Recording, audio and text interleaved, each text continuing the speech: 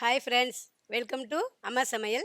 அம்மா இன்னைக்கு உங்களுக்கு என்ன செய்து காட்ட போகிறோம்னா, பிரெட்டில் குலோப் ஜாமுன் எப்படி செய்யலான்னு காட்ட போகிறேன். வாங்க பார்க்கலாம்.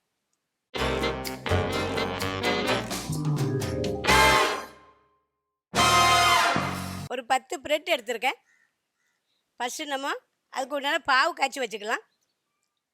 நம்ம ஸ்டவ் பற்றி ஒரு பாத்திரம் வச்சுக்கலாம். அதில் இது 300 கிராம் சீனி, ஒரு கப்பு சீனி போட்டுக்கலாம். அந்த சீனி போட்ட கப் அளவுக்கு தண்ணி ஊற்றிக்கலாம்.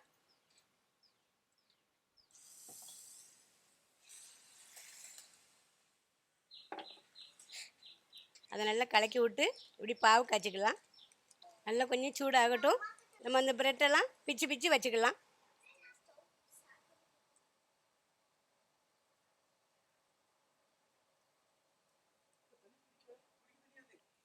நல்லா பாவு காய்ஞ்சிட்டு இந்த வாசத்துக்காக ஒரு 3 ஏலக்காய் நுணுக்கி வச்சுருக்கேன், அதை போட்டுக்கலாம். நல்ல மணமாக இருக்கும்.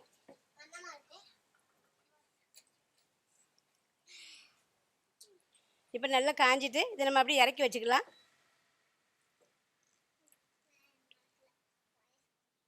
நம்ம இப்படி பிரெட்டை பொடிசு பொடிசாக நல்லா பிச்சு மிக்சியில் போட்டு திரிச்சு எடுத்துக்கலாம். கொஞ்சம்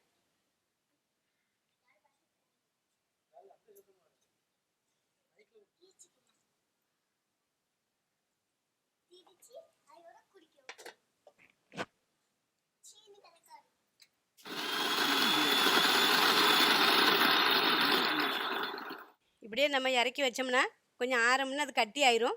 அதனால் இந்த எலுமிச்சம்பழத்தை அதில் கொஞ்சம் புளிஞ்சுக்கிடுதோம், கட்டி ஆகாமல் நல்லா இருக்கும். அப்படியே இப்போ பிரெட்டை நல்லா என்ன பாருங்கள், நல்லா பொடி பண்ணி வச்சுருக்கேன். அதில் நம்ம கொஞ்சம் கொஞ்சமாக பால் ஊற்றி அதை பிசைஞ்சிக்கலாம்.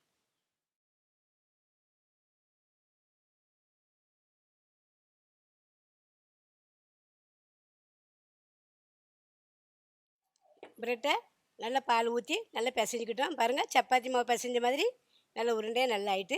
இப்போ இதை நம்ம சின்ன சின்ன உருண்டையாக அழகாக பிடிச்சிக்கலாம். இப்போ நம்ம சின்ன சின்ன உருண்டையாக நல்லா பிடிச்சி வச்சுக்கலாம். நல்லா அழகாக பண்ணணும். இல்லை சின்ன உருண்டை பிடிச்சி முடிய போது அடுப்பில் வச்சு இதை போட்டு காமிக்கும்.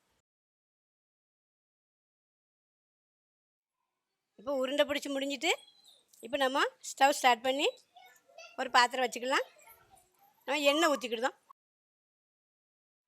எண்ணெய் நல்லா காயட்டும். எண்ணெய் நல்லா காஞ்சிட்டு இப்போ நம்ம ஒரு ஒரு உருண்டையாக எடுத்து எண்ணெயில் போட்டுக்கலாம்.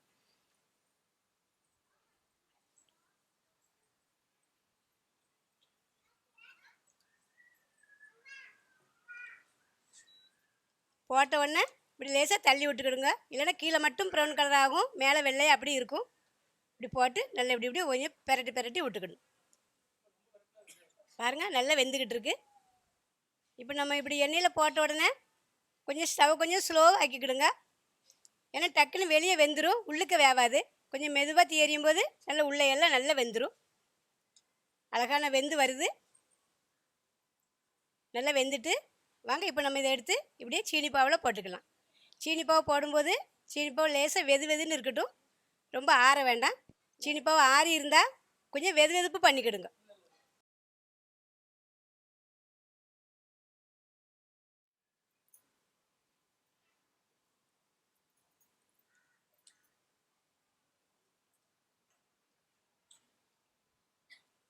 இப்படியே நம்ம இதை ஒரு 3 மணி நேரம் இப்படி வச்சிட்டோம்னா உள்ளே நல்லா ஊறி அழகாக மெதுவாக குலோப்ஜான் ரொம்ப டேஸ்ட்டாக இருக்கும். சுவையான குலோப்ஜான் நல்லா டேஸ்ட்டாக சாப்பிடலாம். ஒரு 3 மணி நேரம் இப்படி நம்ம ஊற வச்சிடலாம். இப்போ இந்த முந்திரி பருப்பை நம்ம அலங்காரத்துக்கு இது மேலே வச்சுக்கிடுதோம்.